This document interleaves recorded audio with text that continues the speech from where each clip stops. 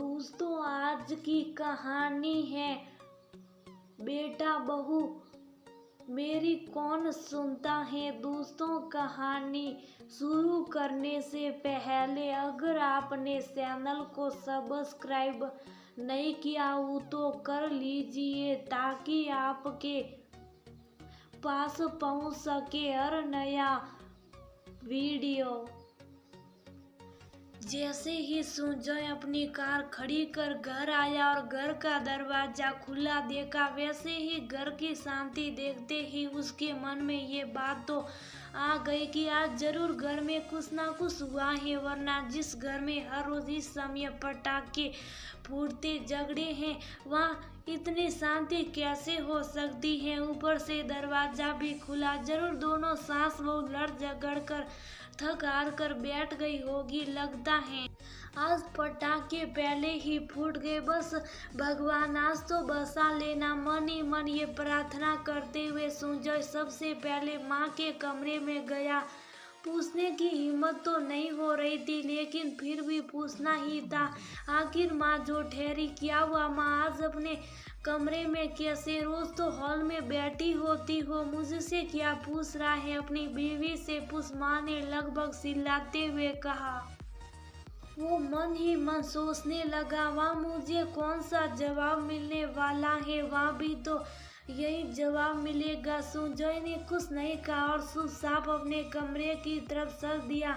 जैसे ही अपने कमरे में गया तो देखा सुगंधा मुंह फुलाए पलंग पर बैठी हुई थी, अपना सामान एक तरफ रखते हुए। सुजय ने पूछा, क्या बात है, आज घर में बड़ी शांति है, कुछ हुआ क्या? मुझसे क्या पूछते हो, अपनी माँ से पूछो। सुजय ने मन ही मन सोचा, इसी की तो उम्मीद थी मुझे। फिर उसने भी दिमाग नहीं लगाया, चुपचाप रसोई में गया और खुद के लिए चाय बनाकर बाहर हॉल में आकर टीवी चालू करके बैठ गया। उसकी उम्मीद के मुताबिक माँ और सुगंधा दोनों अपने कमरे से बाहर निकल कर आई और सुजय को गुस्से से देखती हुई बोली, कैसा बेटा है तू? तुझसे ऐसा भी नहीं हुआ कि एक बार अपनी माँ से तो पूछ ले कि आखिर बात क्या है? बस चाय लेकर बैठ गया। हाँ, इन्हें क्या पड़ी है मेरी, बस टीवी से मतलब है, बीवी तो कुछ है ही नहीं। यहाँ दिन भर खटते रहो और इनकी माँ की सुनते रहो, लेकिन इन्हें परवाह कहाँ है। अच्छा क्या सुनाती रहती हूँ तुझे, शुक्र कर मैंने जैसे शांत स्वभाव की सांस मिली है, वरना सांस क्या चीज होती है पता चल जाता। देख ले तेरी बीवी के जबान कैसे कैसी की तरह चलती है। आपको सबसे बड़ी गलतफहमी तो इस चीज की है कि आप शांत स्वभाव की हैं। आपकी जबान भी किसी तलवार से कम नहीं है। आप बेटे क्या हो, बोलते क्यों नहीं? सुजय ने दोनों की तरफ देखा और फिर कहा, अभी थोड़ी देर पहले आप दोनों से मैं पूछ कर आया था, लेकिन किसी ने मुझे जवाब देना ठीक नहीं समझा, तो मुझे लगा कि शायद आप लोग अपना मैटर खुद सुलझा लोगे। मेरी कोई जरूरत नहीं है आपको, थक गया हूँ मैं ये सब सुनकर। मैं आप दोनों को सुन लेता हूँ, पर इसका मतलब ये नहीं कि मैं रोज रोज आपके झगड़े सुनता रहूँ। सुगंधा को शिकायत रहती है कि मैं मम्मी की बातें क्यों सुनता हूँ। मैं मम्मी को सुनता हूँ क्योंकि पापा नहीं है, वह अपने दिल की बात किससे कही। इधर मम्मी कहती है कि तू तो अपनी बीवी की बात ज्यादा सुनता है। तो सुगंधा भी इस घर में मेरे भरोसे आई है, वह अपने दिल की बात किससे कहे। लेकिन कम से कम शिकायत करने वालों एक बार ये तो बताओ कि मेरी कौन सुनता है? तुम दोनों तो मुझे सुना सुना कर अपनी भड़ास निकाल लेती हो, पर मेरा क्या कभी सोचा है तुम दोनों ने? तुम दोनों को लगता है कि मैं बाहर कमाने जाता हूँ तो मेरा मन भी बहल जाता होगा। कभी सोचा है कि घर की बात बाहर ना जाए? ये सोचकर शायद मैं मन ही मन घुट रहा हूँ।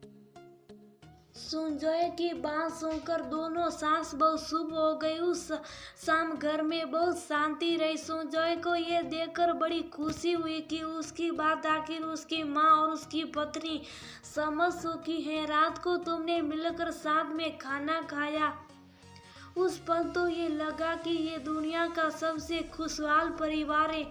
दूसरे दिन सुबह सुबह बर्तनों की तेज आवाज से सुंजय की नींद खुली।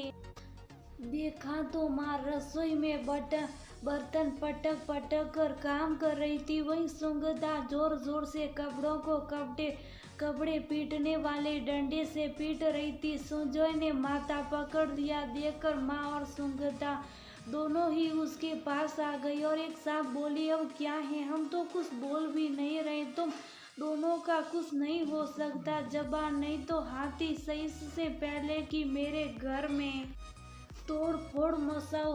तुम्हें जो बोलना है बोलो और मुझे चैन से जीने दो। वैसे भी मेरी सुनता कौन है। ये बात अगर कल रात को ही मान लेता तो सुबह सुबह इतने बर्तन तो नहीं पटकने पड़ते, और नहीं तो क्या बेचारे कपड़ों पर डंडे से मारा तो उसके तो बटन भी टूट गए। हाँ, बटन ही तोड़ दूं, तुझसे कोई काम ढंग से होता कहाँ है। आप ही शुरू हो गए। देखिए मम्मी जी, मैं कहीं है देती हूँ। सुंजय दोनों को झगड़ते देखकर मन ही मन सोचने लगा कि कुछ लोग कभी बदलना नहीं चाहते, क्योंकि शायद ये उनकी आदत और सुखी होती है। और ये तो सास बहू की टीम है, इनकी एकजुटता से ही घर आबाद है। और कुछ पति और बेटे आखिर सर्विस बनकर ही पूरी जिंदगी बिताते हैं, क्योंकि सास बहू का प्यार सबसे अनोखा ही होता है।